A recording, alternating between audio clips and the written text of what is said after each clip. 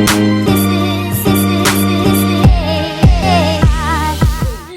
morning, everyone! Alis kami ngayon ni Kim. Pupunta kami ng Bowen Island. Bowen Island. Yeah. It is our first time at the Bowen Island. And we just woke up also. So we're just gonna get ready. And then we'll continue this when we're gonna leave. Because we gotta shower and everything. Okay. See you later.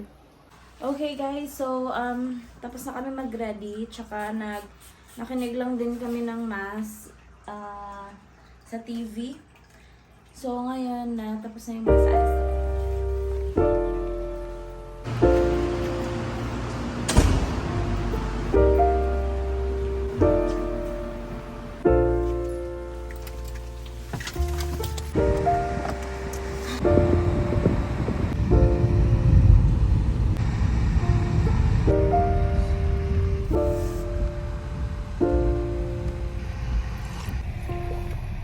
So, sa kasalukuyan, naghahanap kami ngayon ng parking kasi hindi namin dadalhin yung car sa Bowen Island. So, mangyayari, ipapark lang namin yung car malapit sa ferry terminal.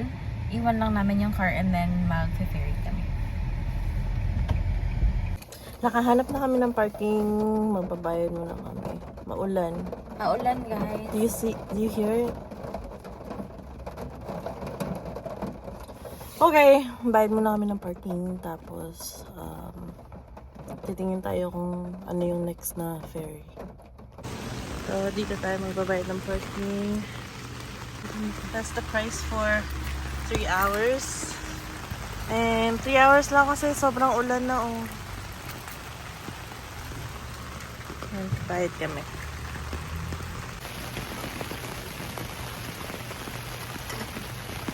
Wala natin doon? Hindi yata. Wala na lang. Tignan niyo yung ulan.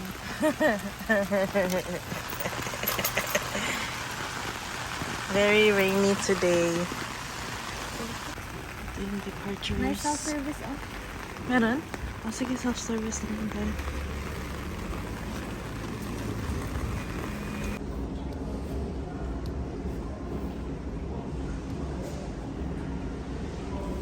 Credit.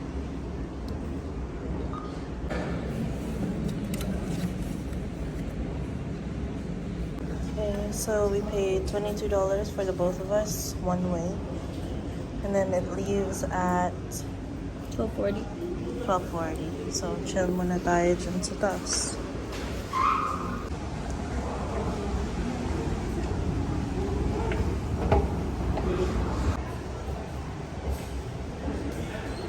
This is a ticket.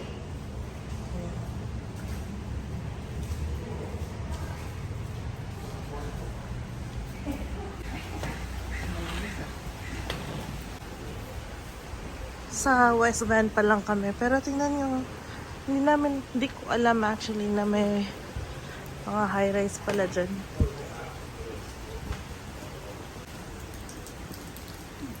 Ang ulan. Grabe, ang pino ng ulan. Oo nga. Ngayon lang kasi uli umulan for 2 weeks, siguro.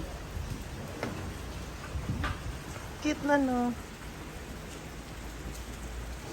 Diyan tayo pupunta sa Bowen Island.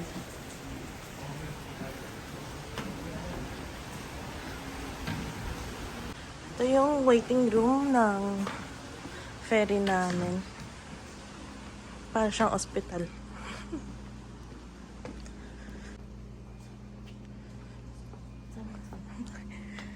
Parang church.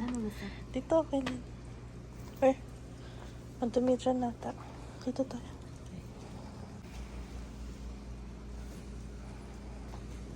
Wait kami dito ng 1 hour. Isang oras pa yung waiting.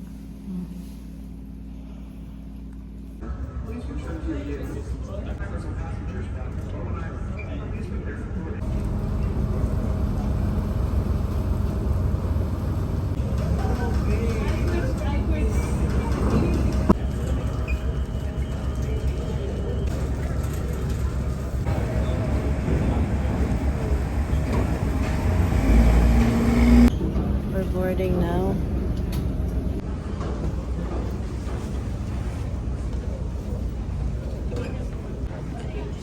Give our tickets to that guy.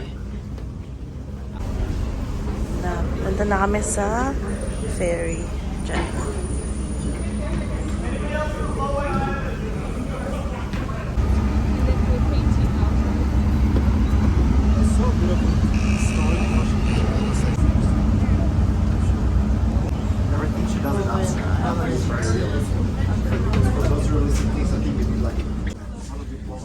This is the inside of the ferry. Ayan. Hanap tayo ng seat na may view. Dito kami uupo sa may harap. Ayan. View. There's a cafe here.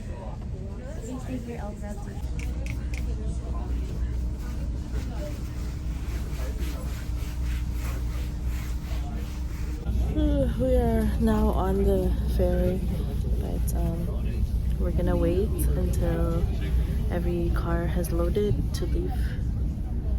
We're supposed to leave at 12:40, and I mean, yeah, 12:40.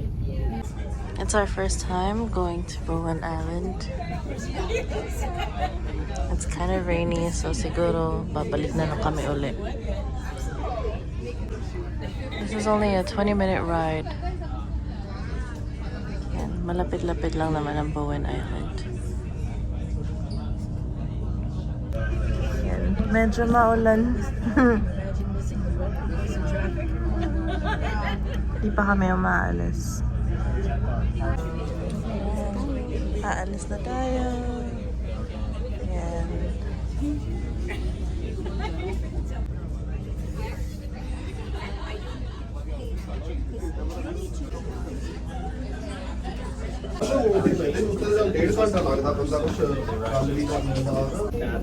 Baba kami dun sa may cars. Dun ang exit. Ito.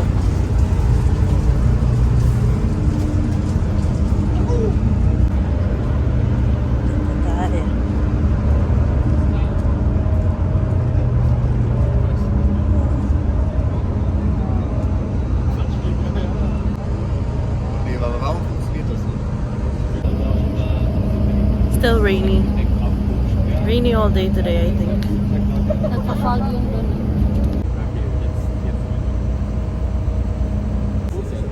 Here.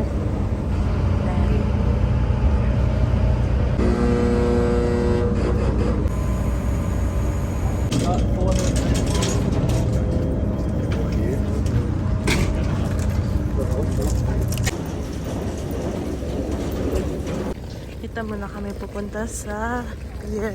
Shops na. Kasi, di pa namin alam kung anong pupunta namin dito.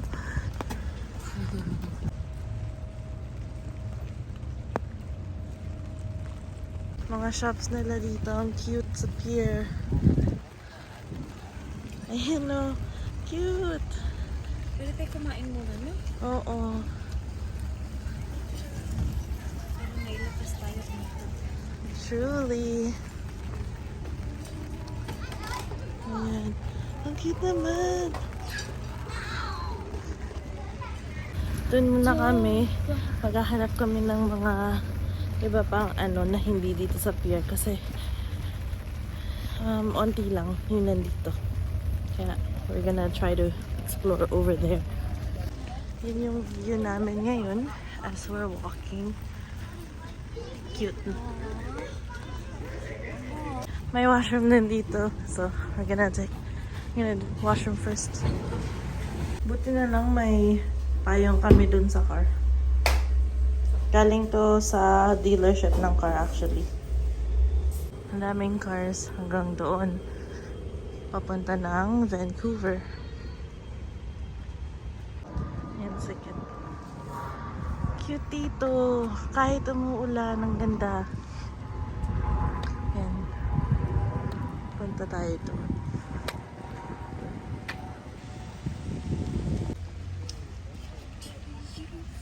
So we're just gonna eat and then at a bakery. And then we're gonna leave na rin kasi it's super rainy and wala. It's a quick trip lang naman din for us. We didn't expect to be staying here. Yeah. So when Kat has her license, we're gonna motorcycle around here. Kasi you can rent. You can rent motorcycles and stuff. But anyways, right now we're heading to the Village Baker Cafe, which is nearby. 7 minutes. I think. It's a 7-minute walk. Okay, walk muna kami.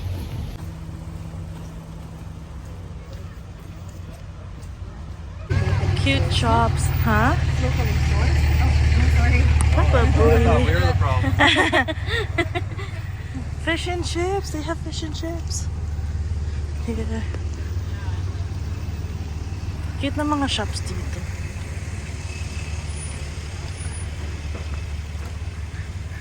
Coffee house. Oh, we saw that. You saw that? Yeah, it's maganda one. Do you want to? Apparently they have good coffee. But Oh. maybe we can get some later. They have breakfast, oh. Home-style meals. Famous Benny. You want to hear inside? Yeah, sige. Okay. Dito tayo. Oh, they have, what's Benny's? The Benedict? Yeah. Okay. Okay. Yay! Dito kami breakfast. Cute. Dito kami kain.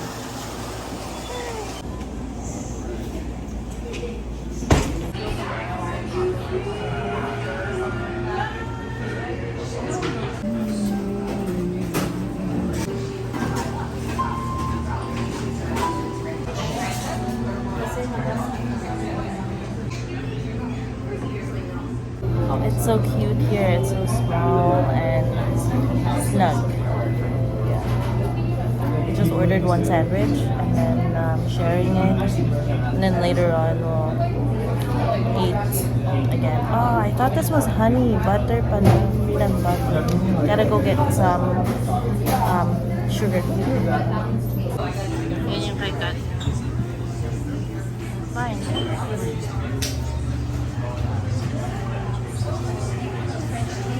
Lumipat kami sa labas kasi gusto ni Kat dito sa labas. Parang tinawag ka kanina eh. Huh? Tinawag ka ata eh.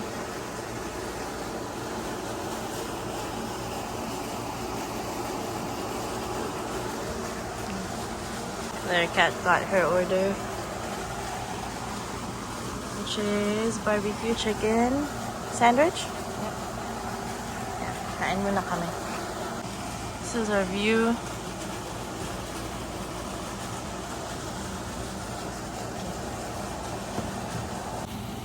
This is the barbecue chicken.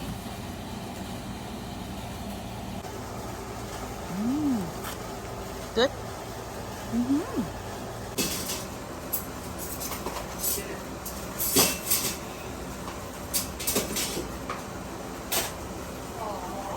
Cute dito.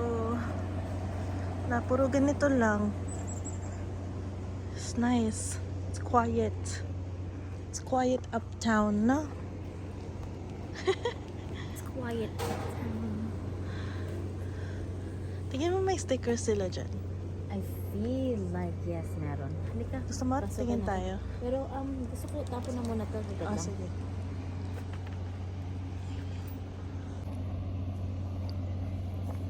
So, So, nagko-collect kami ng mga stickers sa mga places na pinupuntahan namin. Kaya kami naghahanap ng mga stickers. So nice here. So quiet. This one's closed. Closed pa? Mamaya pa ata magpubukas eh. Ganda oh. Look at the mountains.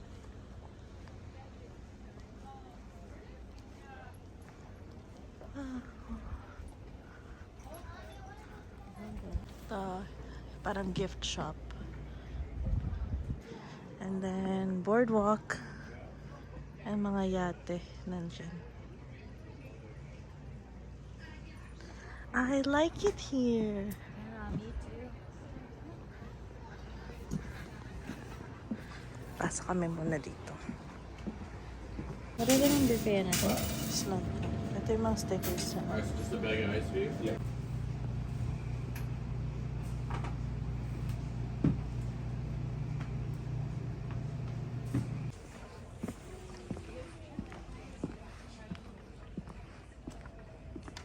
It is our first time here and it's so nice.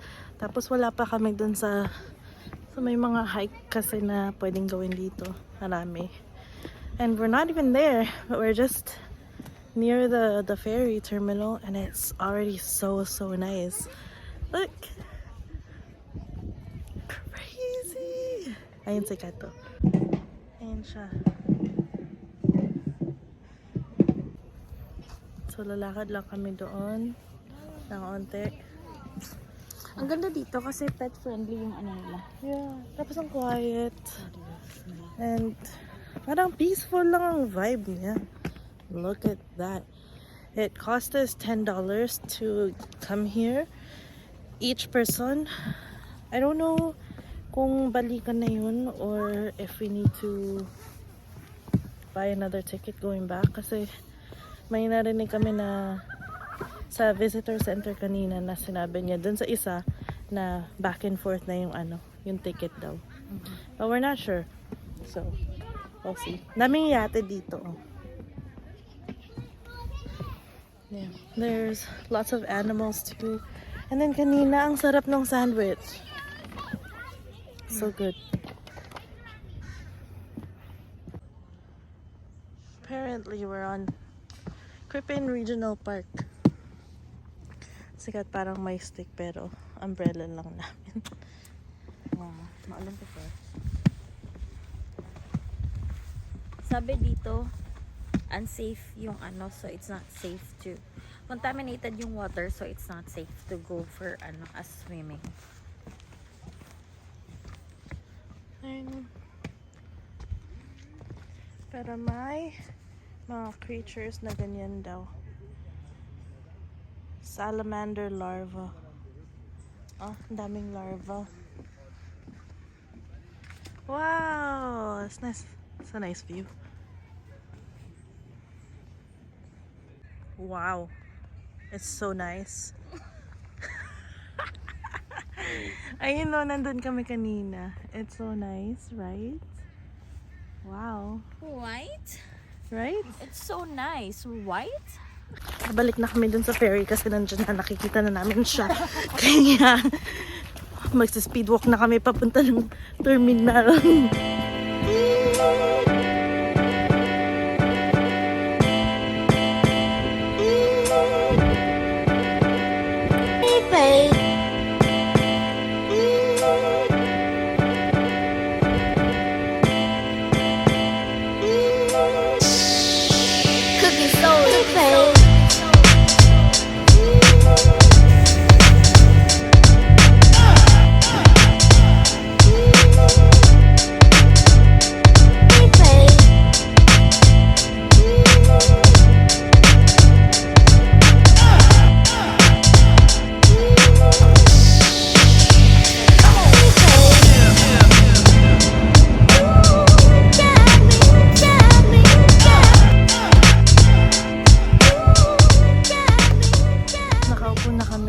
Sa ferry. Free pala yung pabalik. So, $10 in total na siya. I guess it's $5 one way. But you really have to come back. Paano pag dun ka na next day? Then I guess it's just $10. Because it's a really short ride. So sinerch na ni Kat kung free nga ba talaga yung papunta ng West Van. So, nakalagay dito, route is not bookable online payment for this route is only collected at the terminal. Pero since wala silang terminal dito, baka so doon na. yung $10 sinali na nila kasi wala silang terminal dito. So in total, it's only $5 talaga to come here. So for two people, we only paid $20.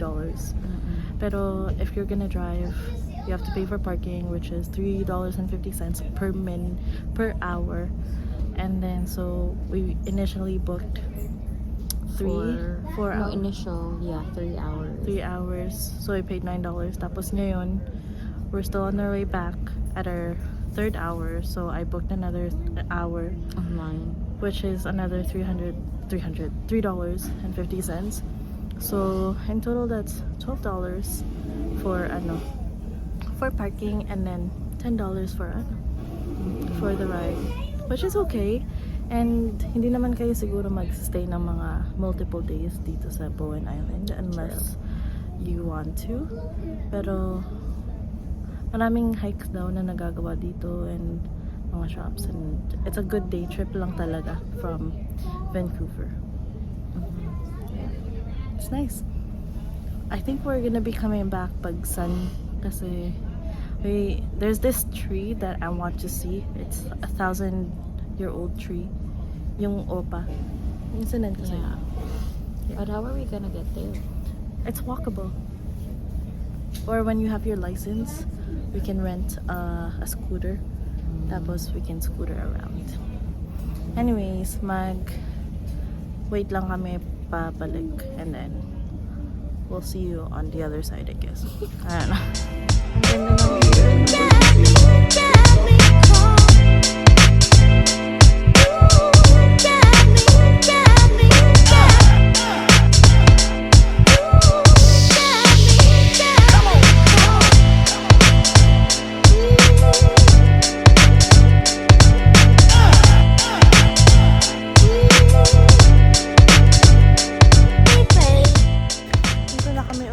West Van. Yan yung dock. Tapos nandun yung terminal. Pupunta muna kami dun sa dock. Ayan. Sa marina. Ay, wala masyadong ganap. Yun lang. Okay, nasa car na kami uli. We are now in the car! Yeah. So, medyo saglit lang talaga kami dun, no? Hindi na kami Mga in total, siguro 2 hours. Ano to? Beef lang ata yan. Yeah, so in total, mga ganun lang. Yeah. Hindi talaga kami napunta sa any trails. Pero mukhang maganda naman yung lahat doon. Kaso lang, naulan na kasi talaga doon. Kaya, try na lang uli namin next time. Pero, Yeah. mura lang pumunta. At saka sa mga bibisita dito, magandang idea yun na pumunta doon, no? Totoo. Kasi maganda. And, siguro, plan nyo ahead kung gusto nyo mag-visit doon. And, maganda mag-explore actually doon. Wala lang kaming masyadong time, and then hindi pa namin masyadong kabisado kung saan kami pupunta. Kung ano lang makita namin, like for example, nung pagkainan. Gusto namin mag-breakfast or gusto namin mag-lunch. Kung ano lang nakita namin, hindi na kami nag-explore ng other options. Wala, parang gusto lang namin siya i-visit. I-try pumunta doon kung ano yung parang kung makakabalik pa kami, makaka-explore ba kami next time or something. Pero kung maganda yung araw ngayon, siguro nag-all day kami doon. Totoo. Pero Yun kasi talaga yung nag-ulan. plano namin na mag-all day. Oo. Hindi na lang namin tinuloy ang aming initial plan. But that's okay. It was nice. It was a nice ferry ride. Gusto din naman kasi mag-ride lang ng ferry para nasa tubig. Kasi mas mura ang ferry kaysa sa mag-rent ka ng boat. Totoo. Yeah, pero kung pupunta kayo, dito kayo sa Horseshoe Bay na terminal, tapos going to Snug Cove, Bowen Island. So, meron din naman silang other information about their schedules. Pwede kayo mag-visit sa website nila, yung BC Ferries na website. So, from there, makikita nyo yung schedules going from and to, and then vice versa. Ganun. Anyways, natataig na ako, guys. Uy. Okay, so update namin kay mamaya. Kung, or baka hindi na. Sige, ito na lang. Sige, see you na lang next vlog.